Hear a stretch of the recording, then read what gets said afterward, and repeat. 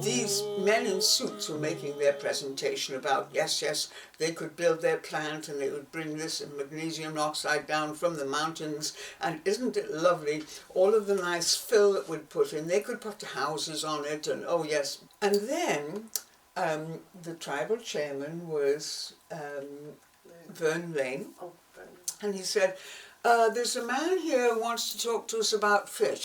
And so Wally gets up and he draws out on the blackboard with this little chalk, Lummi Bay, and with these channels, told them what he'd seen in Hawaii and how he thought that they could use the tide coming in and build a pond and so forth. And everybody said, oh, okay, so they all discussed it. And then they said, well, what do we think? Well, Uncle Isidore, what do you think? And Isidore is wonderful. I mean, a wonderful man, just great spiritual man. And he said, this is clean and the other one is dirty. And we should go with this because if it doesn't work, you know, it doesn't work. But if we do the dirty thing, we can't recover from that. Sam was just amazing. Vernon was a carpenter, he was working full time. And so Sam did an incredible amount of the traveling with Wally and so forth. And was he a sharp man? And he could do incredible presentations everywhere he went. He was effective and important. I think the table was set when you think about it politically, the Lummi and Wally and his connections. All of our leaders were real just natural lobbyists. They could tell the story. Every one of them just... Everybody went to work. I know everybody that could work went to work. Yeah, that's the beginning of the story. Just prior to that, there was that relocation where everybody went to the cities. And I remember when they were building, there was a lot of people that I never knew before I came home. we got moved to Tacoma. And Mary and Sam just lived up the road from us. In Tacoma. In Tacoma, in the projects. Yeah. I remember going up to their house. Huh. Yeah, the termination policy, you know, that's what they wanted to do, is get us out of here so they can take the land. Yeah. Because I don't think anybody was planning on staying away. It's just that there was money there was money there to survive, to go to school when there wasn't anything else here to do. Yeah. Because we can only fish on reservation then, and it just brought hope to the whole community, and the community got behind it. And this only happened in a short period of time. It didn't happen over 20 years. That's how community oriented I think it was. You know. That was right back when they call it 93-638, that's the Self-Determination Act. Well, Lummi embodied that completely, you know. There was so many people. There were people from Alaska, down there in Maine, Martha's Vineyard, as they talked, they had a little accent to them. But I met a lot of good people, a lot of good friends from all over the place, Montana, California, and all the local tribes, the Suquamish and Lummi. And we were at the island class every day. We rode a bus in, rode over and went to class all day, every day, unless we were going to training at the oyster facility or the fish hatchery. Those were the two main places. And then also when I was in the program, I was taught scuba diving and become a certified diver. But I know they were from Martha's Vineyard. And they talked about that place all the time. Chester was there. He was there when I was going. He was one of the guys. Is he still here? Mm-hmm. I'll have to go see him. I heard about Lummi Indian School of Aquaculture when I was in my 20s. And nobody had any aquaculture programs going whatsoever at that point. I believe it was after myself and many others before me and with me left Lummi and took our knowledge and went out and spread it. Then all the tribes picked up in fisheries, which was including shellfish, surveys on the beach, repopulation of the species, working in fish hatcheries, building hatcheries. Once I got my credentials from here, I was able to get a job immediately with the Sklalams, and that's where I put in my first 12 years.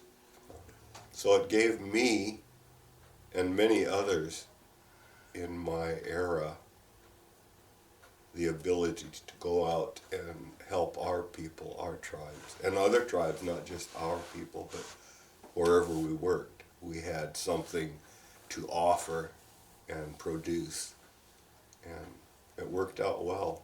It was, I heard it just kind of like word of mouth. Sam Kagi knew, I want to say Beatrice, what was Beatrice's last name? She was a Vanderhoop, so, but her married name was something different. But they knew each other somehow through traveling through Indian country, I guess. And that's how my tribe found out about the Lummi Indian School of Aquaculture, and they wanted 2 students. They had asked, if we wanted to send 2 students out here, and so we did. Myself and my cousin David Vanderhoop jumped in his little Porsche and drove from Martha's Vineyard Island to here, never having been anywhere besides, around on the island. And okay, so in order to come to the Lummi Indian School of Aquaculture, you had to be 18 or older. But they made a exception for me because my birthday's in January. So they said, okay, yeah, we'll accept him, meaning me. And I got here. I was here from November till January as a 17-year-old. and then from that I was 18, and yeah, it was like my first time ever being way, way far away from home. Where did you actually attend the school? Over on Lummi Island. Oh, you In were a Lego Bay. Lummi Island guy. Yeah, in Lego Bay, yep. We'd catch the ferry every morning. The 8 o'clock ferry, I guess, would be the first one or that we'd try to catch. And then we'd come back on 3:30 or 4 o'clock ferry. And then, of course, we got stipend through the school that helped pay for it and everything. But yeah, when I first got here, we drove right over to Lummi Island because we were broke. We got here on a wing and a prayer and went right over to the school, and they said for temporary housing for us to go back into Bellingham to the YMCA. I learned how to scuba dive through the school, and it was great. I loved it. Charlie Brown and I had gone to the fish plant down in Bellingham, and they had the old workboat called the Steewatan. And Charlie and I were supposed to get the Steewatan and meet our rest of our group. We were going to go out in the bay and do some diving and just some other research type stuff. And we were headed out there, but they had loaded a 55-gallon drum of gasoline on board the Steewatan and asked us if we could drop it off by the White House as we were going out through. And so we pull up alongside the White House, and your dad ran the White House, that fish processing or buyer's place, and we ran out of fuel, right there, and the tide was out or going out, so nobody could get into us because we were inside that little bay there over by Portage there, and So we ended up spending the night there on board the Steelatan, and the next morning a skiff came in and towed us out to where the power barge, as far in as a power barge could get, with a drum of diesel fuel for us. We fueled up and headed on out the next day, but it put us a whole day behind and our scheduled time, but that was a good time too. There was probably half a dozen of us at least that was geared up and splashed around, I guess. Merle and I were together, and you know, we didn't have anything back then. And so he signed up to go to training for the aquaculture, and they had some training sites set up, like down by Purdy. There was a hatchery. They went there. I think they went to Wilson. And there was some other sites where they went, and there was 3 to a group. And they had apartments at all of these places, so every group would spend 3 months at one site, and then they would switch. And I think there was Merle and Bill Finkbonner, Randy Wilson, Ralph Solomon. I don't know, Buddy Solomon was in that group. I think Clarissa Finkbonner, Clarissa Young. It just didn't seem like we were doing anything, you know, at that time. And then, you know, when Wally Heath came, Dick Paul, and all of these other people, there just seems like there was a lot of money that was coming in. And more than, you know, than what we had. Because, you know, we were kind of like a poor, although we were surviving because, you know, we're fishermen, fisher people. And so, you know, you'd make your money in the summer, or spring, summer, fall.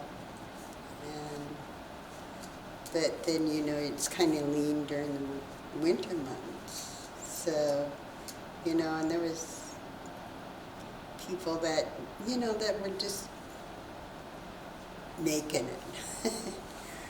And so when the opportunity came and they started up the training program, you know, with the first 18 people, I think. And then on like the second phase, we had a school set up in the church.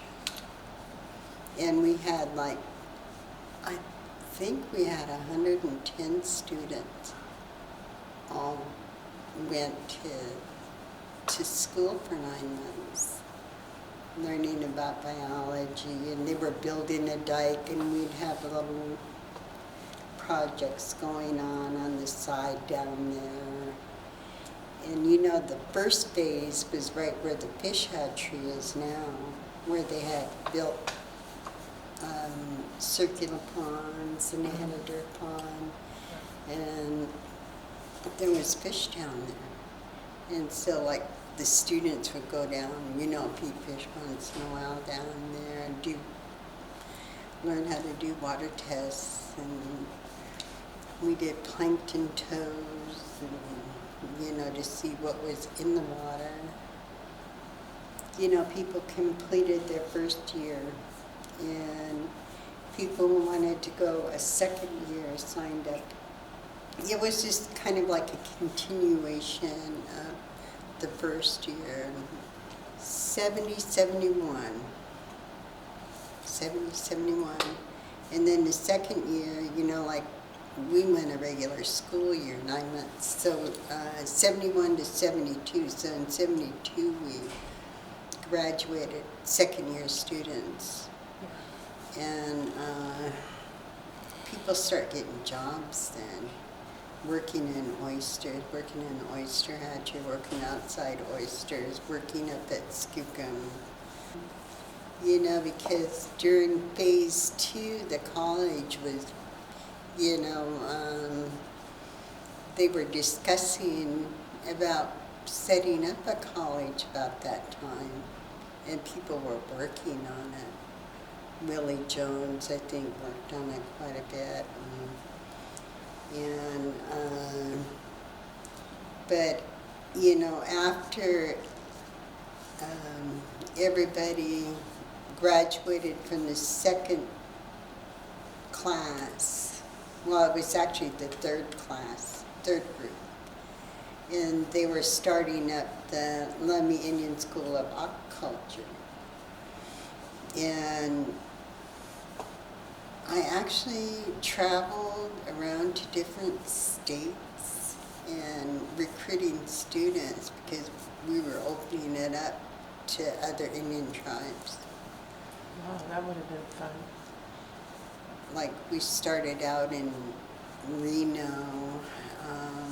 what's that tribe there? Lake Pyramid. And they already had a little hatchery growing there with the fish that's in the lake.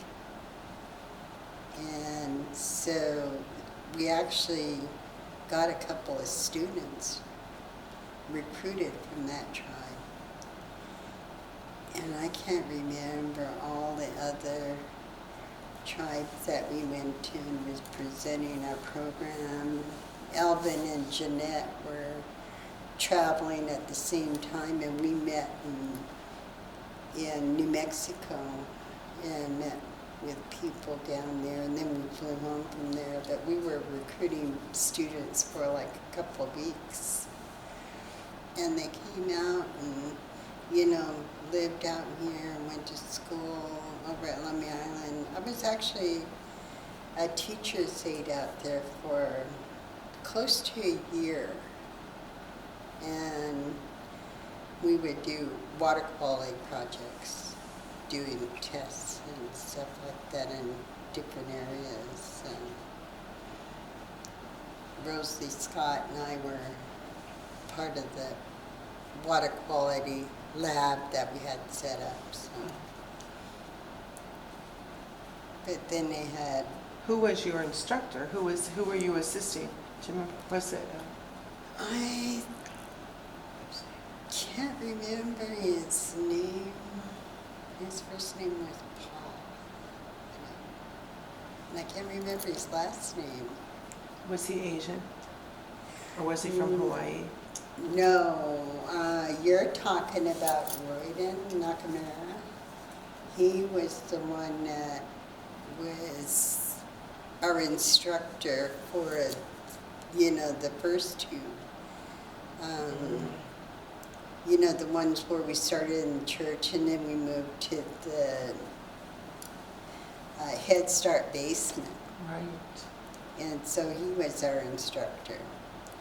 Him and Judy Trout. And it created jobs and like office jobs and stuff like that to take care of everything. So we had, you know, different people going to different classes, secretarial, accounting. Yeah. And so I think everything started from there because when I was hired to go work up at Skookum,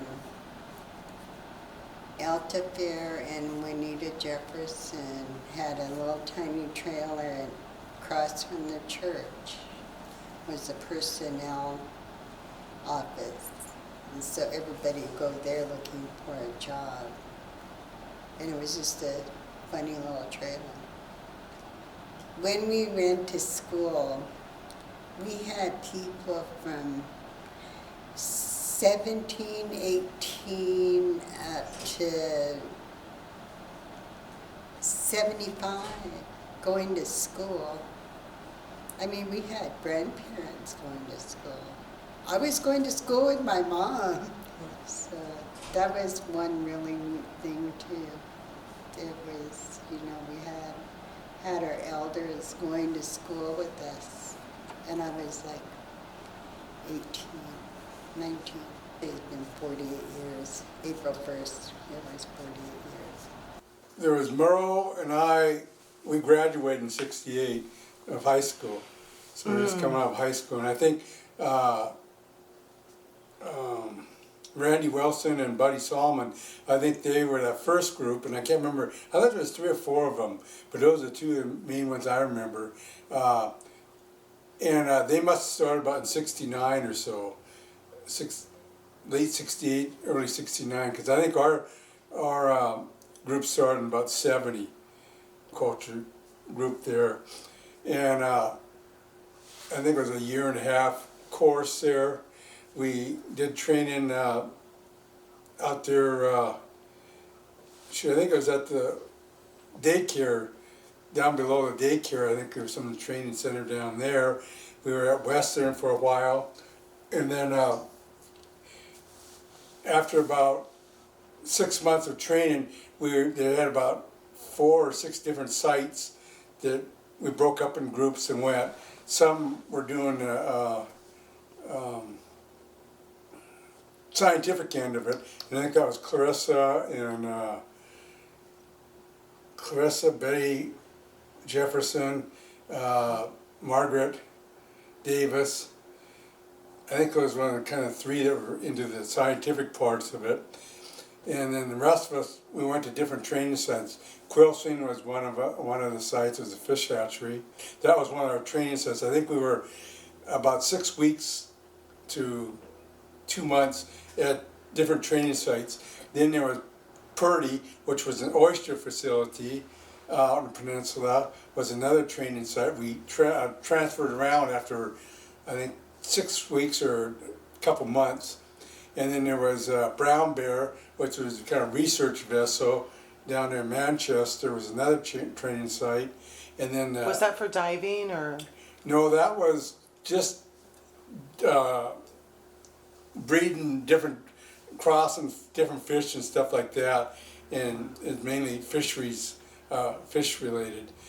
And then Al Cashmere, him and Dick Poole had that hatchery over there on Lummi Island. That was our other training site.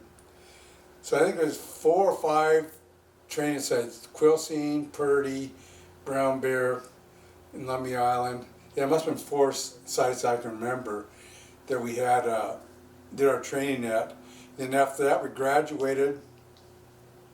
Then some of them stuck with the aquaculture thing and went on into training and helping the next class there. And I got involved in working down at the sea pond there with Dick and oyster for a while. I didn't like oysters, so I transferred over to Jim Ellis for fisheries. I picked things up pretty fast, and the manager was manager 4. He pretty well turned it over to me there because other manager 1s would come in there for training before they get their own hatcheries, and I'd have to show them around and kind of work with them, and so it was a pretty good career there. And what stopped me from, I don't know how far you want me to go into my career there, but what stopped me from working with the state, which I probably still would have been, is that back in those days they had me on a recovery program for spring snook for the state. And I would go out and gaff fish in the mornings, and in the evening times after work, and I'd come all day and work all day at the hatchery and build up a lot of comp time. Well, the manager 4 told me that even when I showed up, he was gonna count me not there because had so much comp time and annual leave that I wasn't taking it. And at that time, herring was started down at Lummi, so I decided to take my time to go time off to go down to my mom's, because I was living at Marble to fish. And back then, those days, the state workers couldn't fish, commercially fish. It was a requirement you couldn't fish. So I was fishing down there. I was an exception. I was breaking ground. I was a tribal, the rest were all non-tribal state employees. So that's where the ref started for me to end my career there, because when I was working fishing down at Sandy Point at Mom's place there for herring, that I got a call from Dick Noble, which was the chief of hatcheries in Olympia, and he calls me up when I was on vacation and asked how I was doing and all this stuff, and I said fine, and chit chat there, and I said, Dick, this ain't normal for you calling me up on my vacation. What's going on? And he said, well, that's what I want to talk to you about. It's against the law for you to be commercial fishing when you're employed with the state. I said, oh, okay. And so I said, am I fired? He said, well, when you come back, you got to write Thor Tollerson, which was the director of fisheries back in those days, and see what his decision would be. So I came back to working there, wrote Thor Tollerson. He sent a letter back saying he could not fire me, being as a tribal member, exercising my tribal rights, as long as I didn't do violations, fisheries violations, that they did not have no jurisdiction on it. So Dutch Kinley, Forrest Kinley, wanted me to come to work for the tribe, and that time the boat decision was just going on. Back up a little bit, when I don't know why, I always got the role of breaking in new guys and showing people around and stuff like that. College kids would always be, the manager would always give them to me to take them out, train them and on sites there. And then one time, the boat decision was just going on, and there was one of the enforcement guys. They sent him up there to Marblemount for a couple weeks. He shot somebody down there because of this boat decision, and the fishing, illegal fishing, they were calling it, for the tribes doing things and stuff like that. And they sent him up there, and they had him working with me. And I don't know if it was just because I was tribal member or not, but they had him working with me for a couple of weeks before they took him back. And I don't know what that was all about, but they had to get him away from down Olympia because of the rift that was going on with them shooting somebody down there with that fishing deal. But so up to present, Dutch hired me on to be assistant director of fisheries, which was, I didn't know at the time, I guess it was a pretty important position, because the state didn't want to relinquish control of being co-managers. They wanted to be sole managers of the fisheries. So under the boat decision, we had to show that we could manage fisheries.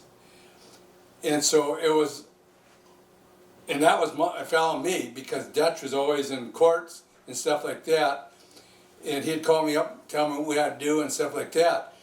And so I didn't have the foggiest idea how and what we needed to be in compliance. Then I found out I had to turn fish tickets in within 24 hours, so I had to go around and collect fish, sample fish, and then get those reports in and break them down, gill netters and seiners for all of our tribal guys.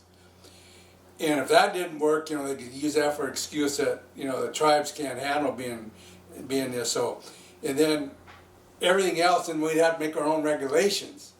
And Dutch would have me put together regulations of our description of our nets and different gear and stuff like that. And I told him I'd just use the state. No, we can't use the state, so I had to make my own up.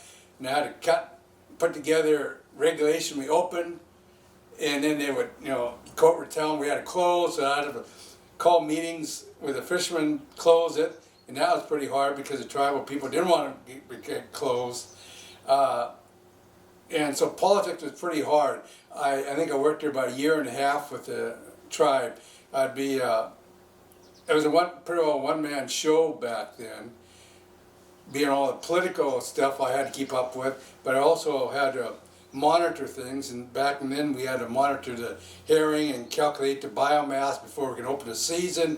We'd do acoustic surveys and midwater trawls. We'd do, I'd have to do beach testing of different grasses where the spawn was, and calculate the biomass that was spawning by the depth of eggs and the grass that I pulled up from the bottoms there, and before they can open the season. And so there was a lot of critical stuff that we had to keep up with. There was nobody in front of me that could teach me this. I had, it was pretty well on my own, and like I said, if I couldn't make it work, they had reasons to do it. And Lummi was kind of forefront in all this boat decision back in there. I think Kilelip was a little, but they didn't have tribal people working like me under Dutch down at their place, and I think McCaw was another one. Those were about the three main ones, I think, when these big corp, and I think the Squally was a little bit there too. But anyway, Skookum came available, a position at manager of Skookum. Dutch wanted me to try out for that, and I think there's 3 or 4 of us applied for it, and I got that position. And Dutch wanted me to run Skookum and then also come back and eventually be director of fisheries. So I stayed up at Skookum, and I can't remember, I think it was about 76 or something like that I started up at Skookum. And at Skookum, when I first came on, the deal was that they'd raise coho, and they kept them about 18 months up there for them going to salt water. They'd transfer those down to Lummi Bay, and then they'd try to raise them to pan size. And then they get them to pan size, and the light, back in those days, Lummi had the light processing plant there for the fish, that they were designed to process these fish and market them. Well, the problem with Lummi Bay is that the water gets too warm in the summertime, so there's Vibrio and stuff like that. So Betty and Clarissa and those worked on a vaccine for Vibrio there to treat them, but the water just get too warm. Even if you can control the Vibrio, the DO and the water get too warm, so that'd be hard for them to survive down there in the aquaculture facility. And then in the wintertime, they'd freeze in the big circulars there. So they had only a small time to really raise fish down there. So we kind of changed it, being the boat decision was coming along, and got into more enhancement, because the pan-rearing program just didn't take off for the tribe. And that's where the aquaculture was brought in, and it created a lot of jobs, different funding jobs, with the construction of the oysters hatcheries and Skookum hatchery and building of the dikes, so it created a lot of jobs for tribal members. Again, back in those days, the aquaculture, they had a real good retirement program if everything worked all right, but it didn't work out.